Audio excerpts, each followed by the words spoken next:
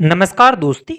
आज की इस वीडियो के अंदर आपका तहे दिल से स्वागत है। और आज की इस वीडियो के अंदर हम बात करेंगे कि अर्धविराम चिन्ह किसे कहते हैं और इसकी परिभाषा और वाक्य व उदाहरण किस तरह से हो सकते हैं, इसके बारे में आपको काफ़ी अच्छी जानकारी देंगे।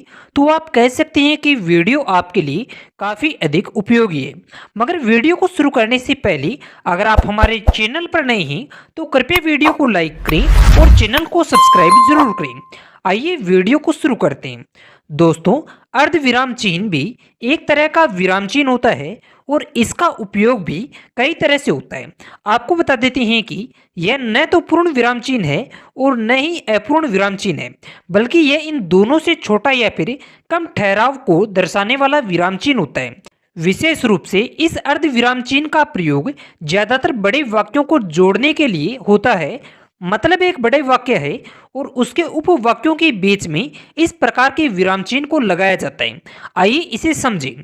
सबसे पहले हम बात कर लेते हैं कि इसकी परिभाषा किस तरह से हो सकती है। वह विराम चिन्ह जिसमें पूर्ण विराम और अपूर्ण विराम दोनों से ही कम ठहराव पड़ता है वह अर्धविराम चिन्ह होता है। यानी दोस्तों, पूर्ण विराम चिन्ह का मतलब पूरा ठहरने से होता है और पूर्ण विराम से भी कम ठहराव अपूर्ण विराम चिन्ह में होता है। और यह आपको पता है, मगर अपूर्ण विराम से भी कम समय तक जहां पर ठहराव होता है वहां पर अर्धविराम चिन्ह का प्रयोग होता है। वैसे इसका प्रयोग एक बड़े वाक्य में होता है क्योंकि उसके उपवाक्यों को जोड़ने के लिए बीच में इसका प्रयोग किया जाता है। अगर हम बात करते हैं कि अर्धविराम चिन्ह का प्रतीक चिन्ह किस तरह से हो सकता है तो वह कुछ ऐसे होगा। दोस्तों, अगर हम अर्धविराम चिन्ह के प्रतीक चिन्ह के बारे में बात करें तो वह कुछ ऐसे है जो कि आपको स्क्रीन पर दिखाई दे रहा है। और इस प्रतीक चिन्ह का प्रयोग करने पर यह अर्धविराम चिन्ह होता है। इसके अलावा दोस्तों, अगर हम बात करते हैं कि अर्धविराम चिन्ह का प्रयोग कहाँ पर करें तो वह कुछ ऐसा है। दोस्तों, वैसे तो इसका प्रयोग बड़े वाक्य के उपवाक्यों को जोड़ने के लिए होता है, मगर इसके अलावा वाक्य में अगर कुछ योजक शब्द आते हैं तो भी वहां पर इसका प्रयोग किया जा सकता है। जैसे कि जैसे, वरन, क्योंकि, परंतु, किंतु, अर्थात, इसीलिए, भी, तो आदि शब्द जहां पर आते हैं तो उससे पहले अर्धविराम चिन्ह का प्रयोग किया जा सकता है। इसके अलावा दोस्तों, इसके वाक्य या उदाहरण कुछ इस तरह से हैं जो कि आपको स्क्रीन पर दिखाई दे रहे हैं। नंबर 1 उदाहरण है, कई दिन बीत गए मगर वर्षा न हो रही है। और यहाँ पर अर्धविराम चिन्ह का प्रयोग किया गया है, अर्थात इस बार फसल धूप में नष्ट हो जाएगी। तुम कार्य कर तो सकते नहीं हो, यहाँ पर अर्धविराम चिन्ह का प्रयोग किया जा रहा है, परंतु फिर भी तुम्हें मैं कार्य करने देता हूँ। अगला वाक्य है, लक्ष्य को हासिल करने के लिए पहले योजना बनानी पड़ती है।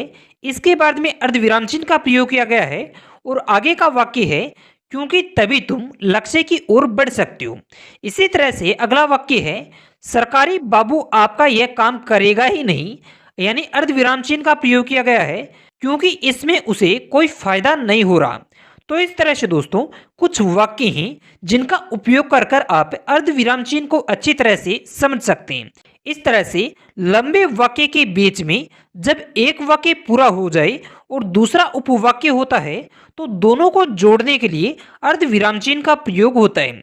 इसके अलावा दोस्तों, आपको हम बता देते हैं कि अगर आप अर्धविराम चिन्ह के बारे में और अधिक विस्तार से जानना चाहते हैं और इसके बारे में पढ़ना चाहते हैं तो डिस्क्रिप्शन बॉक्स में दिए गए लिंक को ओपन कर सकते हैं, क्योंकि वहां पर इसके बारे में आपको पढ़ने को मिलेगा।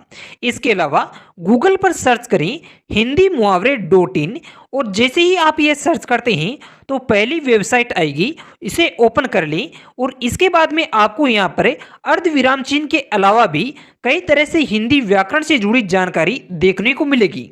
तो आज की इस वीडियो के अंदर बस इतना ही। अगर आपके लिए जानकारी उपयोगी है तो कृपया वीडियो को लाइक करें और चैनल को सब्सक्राइब जरूर करें।